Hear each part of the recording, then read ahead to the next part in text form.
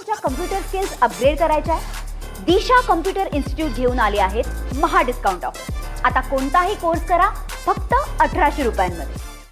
शेतीचा हंगाम आता तोंडावर येत आहे आणि अशामध्ये खतांचा कुठेही पुरवठा थांबू नये किंवा दुष्काळ त्याचा निर्माण होऊ नये या दृष्टिकोनातून कृषी विभाग जो आहे तो आता ॲक्शन मोडवर आलेला आहे आणि त्या संदर्भामध्ये वेगवेगळ्या कारवायासुद्धा काळाबाजारी कुठे होऊ नये या दृष्टिकोनातून सुद्धा केल्या जात आहे.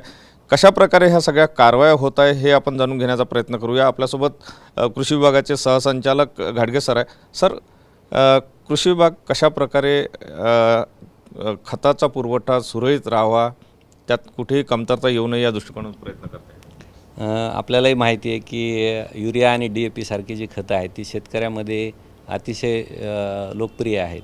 विशेषतः युरियाच्या बाबतीमध्ये त्याची किंमत कमी असल्याकारणानं शेतकऱ्यांमधून त्याची फार मोठ्या प्रमाणावर डिमांड असते, कारण हे अनुदानित खत आहे. शासनाला मोठ्या प्रमाणावर याच्यावर अनुदान स्वरूपात जी आहे ती तरतूद करावी लागते आणि ह्या खतांची प्लेसमेंट आता खरीप हंगामाच्या अनुषंगानं चालू आहे. आणि याचं जे वितरण आहे हे विशेषतः वितरण होत असताना एक पद्धत आहे की पॉश मशीन जे आहे आमच्याकडं, त्या पॉश मशीनचं जे काही त्याच्यावर बॅलन्स असेल ते पाहून म्हणजे खताचं हे वितरण जे आहे ते केलं जातं.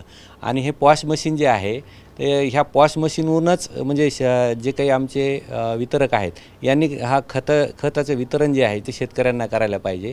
आणि हे वितरण करत असताना शेतकऱ्याचा आधार नंबर आणि त्याच्यामध्ये ज्याचं थंब इम्प्रेशन हे लागत असते.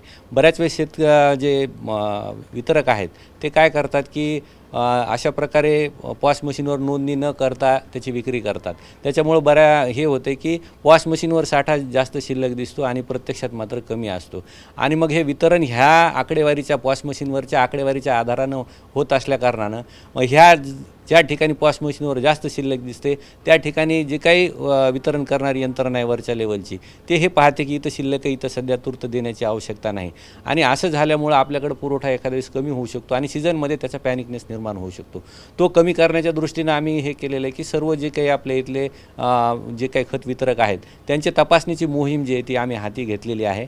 आणि ज्या ठिकाणी आम्हाला असं आढळून आलं की मोठ्या प्रमाणावर त्याच्यामध्ये तफावत वगैरे आहे तर अशा विक्रेत्यांना आम्ही कारणे दाखवा नोटीस दिलेले आहेत. साधारणतः 43 जे काही खत परवानाधारक आहेत त्यांचे परवाने जे आहेत ते निलंबित केलेले आहेत. आणि 3 लोक आहेत की ज्यांच्यावर आम्ही इसेन्शियल कमोडिटी ॲक्ट अंडर म्हणजे गुन्हा दाखल केलेला आहे.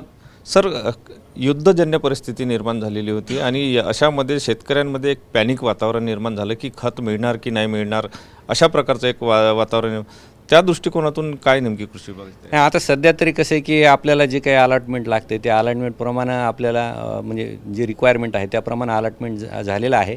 सध्या थोडासा पुरवठा थोडासा विस्कळीत झालेला आहे, परंतु आपल्याकडे कॉम्प्लेक्स जे आहेत ते मोठ्या प्रमाणावर उपलब्ध आहेत. म्हणजे तर त्या अनुषंगाने शेतकऱ्यांनी विचार करायला पाहिजे की कुठल्याही एका DAP सारखा खत आहे त्याच्या एकाच खतावर डिपेंड राहण्यापेक्षा की इतर पर्यायी जी खतं आहेत त्याच्या माध्यमातून सुद्धा त्याचा जो आहे अन्नद्रव्याचा पुरवठा तो पिकाला केला पाहिजे हे आपण लक्षात घेतलं पाहिजे. म्हणजे अल्टरनेटिव्ज आहेत, एकावर डिपेंड राहण्याची आवश्यकता नाही. बऱ्याच वेळेस तर शेतकरी अमुक एक कंपनीचा खत पाहिजे असं सुद्धा म्हणतात, त्याच्यामध्ये आवश्यकता नाही आहे. भरपूर पर्यायी खतं आपल्याकडे अवेलेबल आहेत.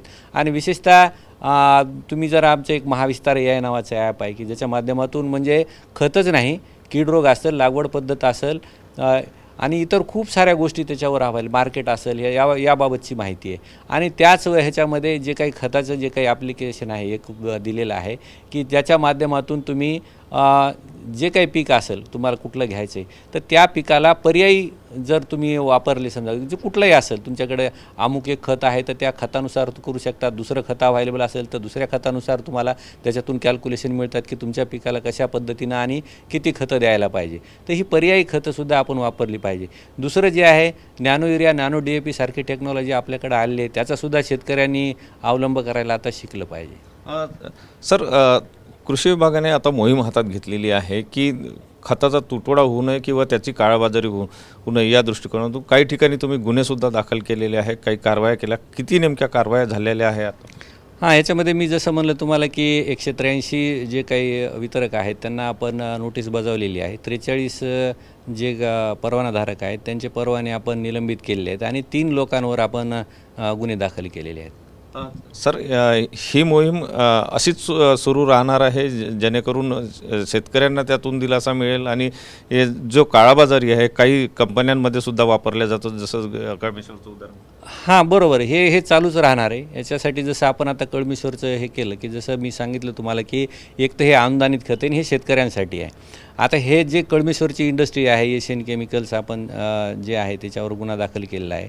तर हे जी कंपनी आहे, हे कंपनी किंवा इतर कुठली कंपनी असो, जसं तुमच्या प्लाय इंडस्ट्रीमध्ये युरियाचा वापर होतो, कॅटल फीड इंडस्ट्रीमध्ये होतो, अजून दुसऱ्या कुणी केमिकल इंडस्ट्री असतील किंवा पेंट इंडस्ट्री असतील, याच्यामध्ये सुद्धा त्याचा वापर होतो. परंतु ह्या जे काही औद्योगिक युनिट्स आहेत यांनी अनुदानित न वापरता टेक्निकल ग्रेडचा युरिया वापरायला पाहिजे. परंतु हा युरिया स्वस्त मिळत असल्यामुळं ते त्या ठिकाणी त्याचा वापर ते करू शकतात. तर एक युनिट आम्हाला जे सापडलेलं आहे तर त्या युनिटवर आम्ही जे आहे अशा पद्धतीनं गुन्हे याच्यावर तुमची करडी नजर राहणार आहे. हा बिलकुल. त्याच्यामुळं आम्ही जे काही विभागातले जेवढे काही ज्या ठिकाणी युरियाचा वापर होतो आणि त्यांनी टेक्निकल ग्रेडचा युरिया वापरायला पाहिजे अशा सर्व युनिटचे म्हणजे तपासणी जी आहे ती आम्ही सुरू केलेली आहे आणि जिथं जिथं असं काही आढळलं आम्हाला तर त्यांच्यावर आम्ही निश्चित कारवाई करणार.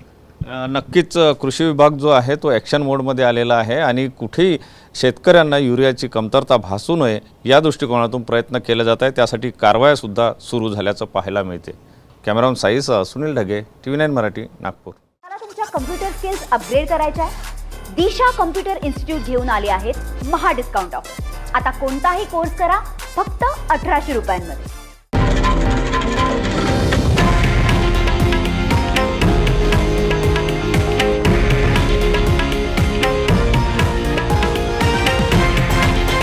हे आहे देशातील नंबर 1 न्यूज नेटवर्क आणि आपण पाहत आहात TV9 मराठी, एकमेव.